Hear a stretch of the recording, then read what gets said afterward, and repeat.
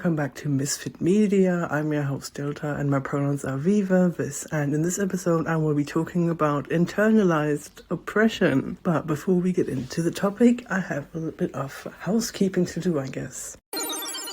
So in case you don't follow me on social media, which you absolutely should, you may not have heard that I am almost entirely caught up with transcribing my podcast episodes. There are currently 77 episodes on my WordPress, which you can find in the link tree of this description. By the time this comes out, there might be 78, but I am very close to being caught up, and I still have to do 3 of the bonus episodes as well, and I'm almost done. If you're one of the people who needs transcripts, you may not even be listening to this right now, but if you are listening to this and you have a friend or literally anyone in your life who might be interested in this podcast who does need transcripts, you can now send them 70-odd episodes of my podcast.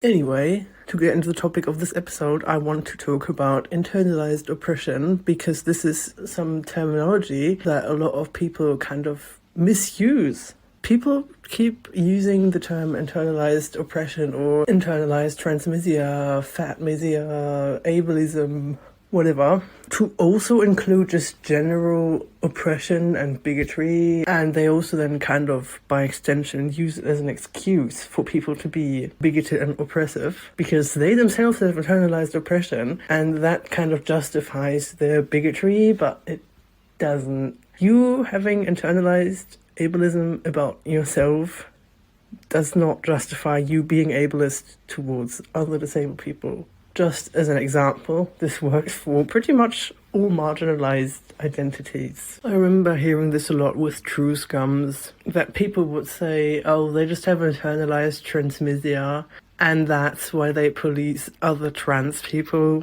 which is not what internalized transmisia is. Yes, maybe they do have internalized transmisia, but on top of that, they're also just transmisic assholes. It's not only internalized transmisia. Internalized oppression literally just refers to you believing oppressive things about yourself.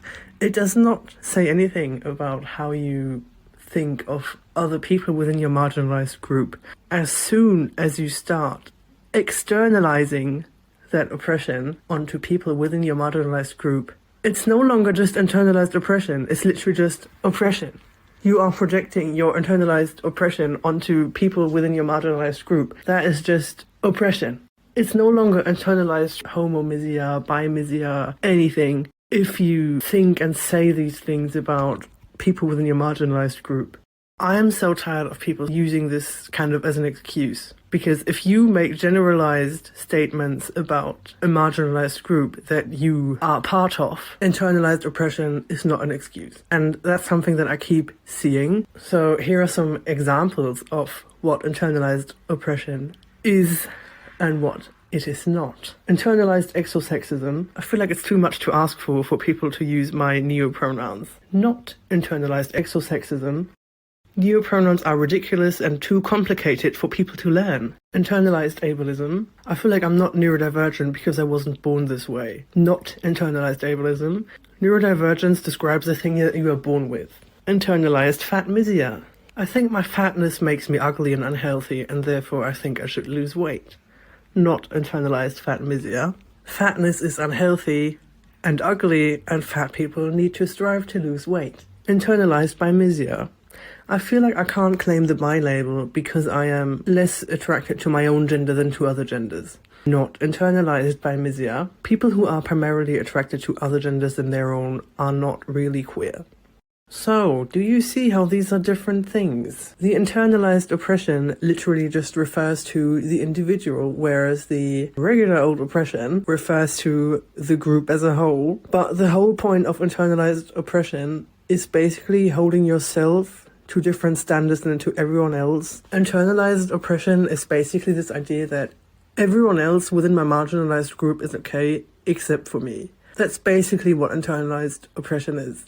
It's this whole idea that, oh, if other trans people don't medically transition, that's okay, but if I don't medically transition, I am not trans enough. That's what internalized oppression is. It's literally, most of the time, holding yourself to different standards than everyone else within your marginalized group. Of course, you can have internalized oppression and also be oppressive. See true scum or literally any of the other examples that I just mentioned that are not just internalized oppression. And it's fucked up that people use internalized oppression as an excuse to just be oppressive. That's what the internalized refers to. It refers to your internal identity, not anyone else. Also, I keep hearing people who aren't even part of a marginalized group describe themselves of having internalized oppression against that group. Like, no. If you're cis, you don't have internalized transmisia. You are just transmisic. It's not internalized if it's not against yourself. It's about you, that you have internalized those ideas about yourself. You have internalized them, not externalized them. Learn what these terms actually mean and stop using them as excuses for other people's oppression, because it doesn't make oppression any less oppressive if, firstly, it comes from someone who's also in your marginalized group, and secondly, comes from someone who is struggling with their own internalized oppression. You can't just throw oppressive bullshit onto marginalized people because you haven't sorted out your own internalized oppression. And those are, again, not the same things. So you just need to please sort it out, and people need to stop misusing this terminology.